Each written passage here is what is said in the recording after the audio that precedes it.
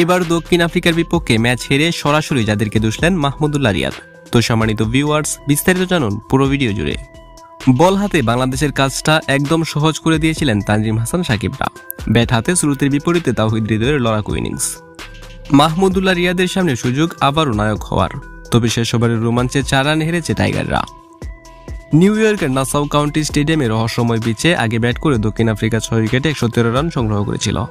জবাবে বাংলাদেশ 7 উইকেটে 109 রান সংগ্রহ করতে পেরেছে। লক্ষ্য তারায় নেমে বাংলাদেশের শুরুটা হয় মলিন। 37 রান নিয়ে হারায় 3 উইকেট।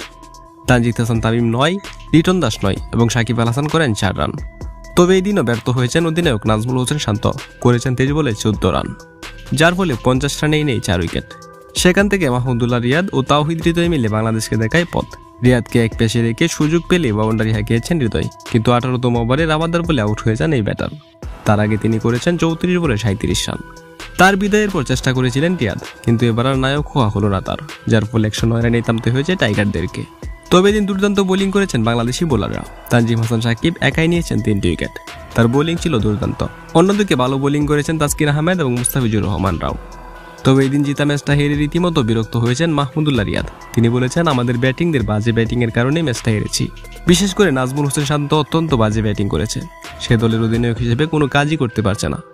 তো সম্মানিত ভিউয়ার্স, টপ অর্ডারে ব্যাটিং করে শান্তর এত বাজে ব্যাটিং আপনি কিভাবে দেখছেন তা অবশ্যই কমেন্ট করে জানিয়ে দিন।